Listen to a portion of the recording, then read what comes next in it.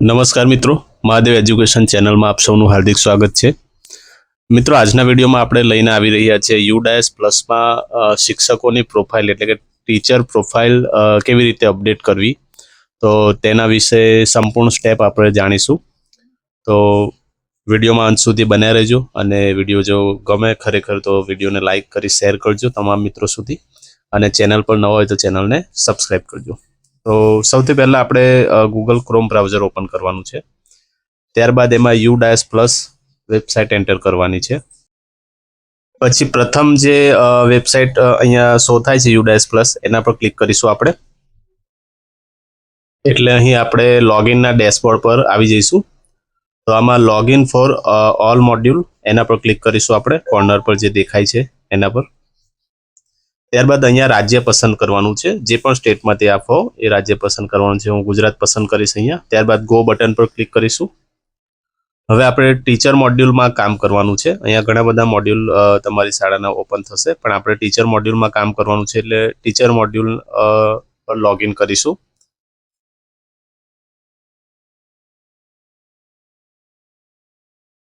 ત્યારબાદ મિત્રો આપણી શાળાની જે પણ યુઝર આઈડી પાસવર્ડ છે એ યુઝર આઈડી અને પાસવર્ડ અહીંયા એન્ટર કરવાના છે, અને નીચે કેપ્ચા આપ્યા છે, સ્મોલ લેટર અને કેપિટલ બંનેમાં હશે તો એ પ્રમાણે કેપ્ચા જોઈને આપણે ધ્યાનપૂર્વક એન્ટર કરવાના છે। કેપ્ચા એન્ટર કર્યા પછી આપણે નીચે સાઇન ઇન નું જે બોક્સ છે એના પર ક્લિક કરીશું। એટલે આ રીતે લોગિન થઈ જઈશું આપણે। હવે આમાં જે પહેલું છે ડેશબોર્ડ, એ ડેશબોર્ડ ઓપન કરવાનું છે આપણે। એટલે આપણી શાળાના જે ટીચર છે, જેટલા ટીચર છે એની માહિતી અહીંયા આવી જશે। તો અહીંયા જે બ્લુ કલરમાં છે એમાં ટોટલ ટીચર કેટલા છે તે આવશે। રેડ કલરમાં ઇનકમ્પ્લીટ એટલે અપડેશન બાકી હોય એ ટીચરની સંખ્યા આવશે। અહીંયા મેં અપડેશન કરી દીધા છે એટલે અપડેશનમાં ઇનકમ્પ્લીટમાં 0 આવશે।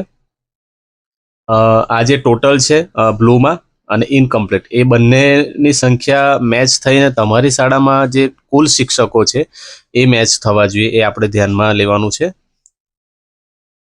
ઓકે, ત્યારબાદ હવે આપણે ટીચરનું લિસ્ટ જોવાનું છે કે આપણી શાળામાં કેટલા ટીચર છે અને કયા ટીચરની માહિતી અપડેશન બાકી છે। તો જે બ્લુ કલરનું છે ટોટલ ટીચર, એના પર આપણે ક્લિક કરીશું।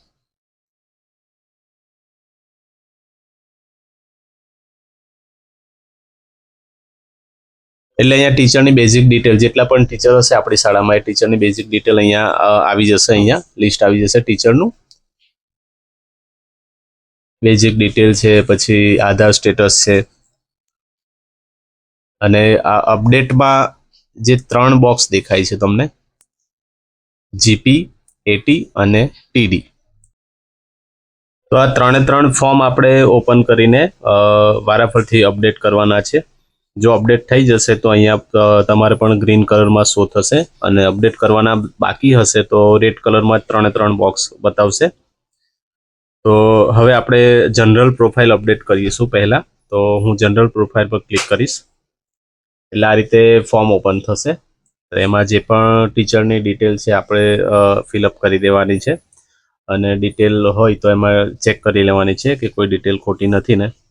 ત્યારબાદ આ ફોર્મમાં ખાસ ધ્યાનમાં રાખવા જેવી બાબત છે કે આધાર કાર્ડ નંબર અને નેમ એઝ પર આધાર, એટલે તમારા આધાર કાર્ડમાં જે પ્રમાણે નામ હોય એ પ્રમાણે જ નામ આમાં આપણે એન્ટર કરવાનું છે, તો જ તમારું જનરલ પ્રોફાઇલ છે એ સેવ થશે અને અપડેટ થશે। એટલે તમારા આધાર કાર્ડમાં જે પણ આગળ પાછળ નામ ભલે હોય એ પ્રમાણે જ નામ અહીંયા એન્ટર કરવાનું છે। અહીંયા સૂચના લખી છે કે નેમ એઝ પર આધાર, એટલે કે આધાર કાર્ડમાં જે પ્રમાણે તમારું નામ છે એનું નામ એન્ટર કરવાનું છે। નામ એન્ટર કર્યા પછી નીચે આ ફોર્મ આખું ભરાઈ જાય તમારું, પછી નીચે અપડેટ બટન છે એના પર ક્લિક કરીશું। અપડેટ બટન પર ક્લિક કરીશું એટલે બીજું ફોર્મ ઓપન થશે, એપોઇન્ટમેન્ટ એન્ડ ટીચિંગ પ્રોફાઇલ, એટલે એટી જે લખ્યું છે તે ફોર્મ ઓપન થશે। તો એમાં પણ આપણે અહીંયા ડિટેલ ચેક કરી લેવાની છે, અને જે પણ ડિટેલ ફિલઅપ કરવાની છે એ ફિલઅપ કરી લઈશું અહીંયા। અને ત્યારબાદ સેમ જે આગળના ફોર્મમાં આપણે અપડેટ બટન પર ક્લિક કર્યું હતું, તો આમાં પણ ડિટેલ બધી ભરીને પછી વચ્ચે જે અપડેટનું બટન છે એ અપડેટના બટન પર આપણે ક્લિક કરવાનું છે, અને ક્લિક કરશું એટલે ત્રીજું ફોર્મ ઓપન થશે, જે લાસ્ટ હતું training and other detail.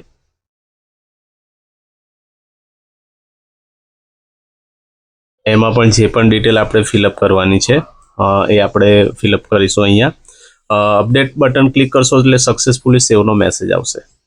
Okay મિત્રો, તો આને પણ આપણે અપડેટ આપીશું એટલે 3 ફોર્મ આપણે અપડેટ થઈ જશે. આ રીતે વારાફરથી જેટલા પણ ટીચર સ્ટાફ છે તમારા, એ ટીચર સ્ટાફના 3 જે બોક્સ છે આપણે આ રીતે સ્ટેપ બાય સ્ટેપ અપડેટ કરી દેવાના છે.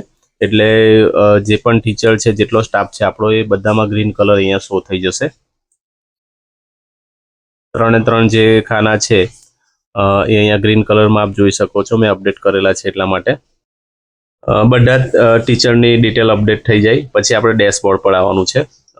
અહીંયા ડેશબોર્ડ પર તમામ ટીચરની ડિટેલ અપડેટ થઈ ગઈ છે એટલે બ્લુ કલરમાં તમામ ટીચરના આંકડા આવી જશે અને ઇનકમ્પ્લીટમાં અહીંયા 0 થઈ જશે. ઓકે મિત્રો, ત્યારબાદ આપણે મેપિંગ કરવાનું છે. અહીંયા જે બાજુમાં મેપિંગ ઓપ્શન આપ્યું છે એના પર ક્લિક કરીશું એટલે સિલેક્ટ ડિટેલ ટુ બી મેપ, બરાબર.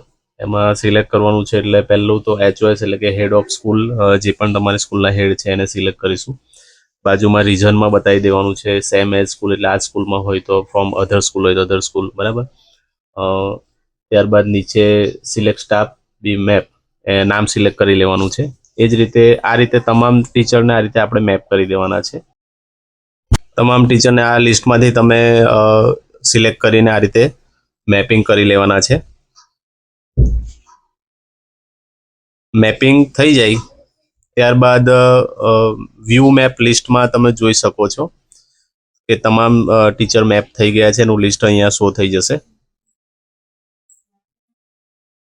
ઓકે મિત્રો, તો આટલી પ્રોસેસ છે અને બીજી પણ પ્રોસેસ આમાં કરી શકો છો. ડેશબોર્ડ પર એડ ન્યૂ સ્ટાફ કરી શકો છો તમે, ઇમ્પોર્ટ સ્ટાફ છે, બીજા પણ ઘણા મેન્યુ છે, એના વિડીયો આપણે અલગથી બનાવીશું. તો આજના વિડીયો માટે આટલું જ. વિડીયો જો ખરેખર ગમ્યો હોય તો વિડીયોને લાઇક કરજો અને તમામ મિત્રો સુધી શેર કરજો. અને જો ચેનલ પર નવા હોય તો અમારી ચેનલને સબસ્ક્રાઈબ કરજો, જેથી અમે નવા વિડીયો આપની સમક્ષ રજૂ કરી શકીએ. હર હર મહાદેવ. Thank you.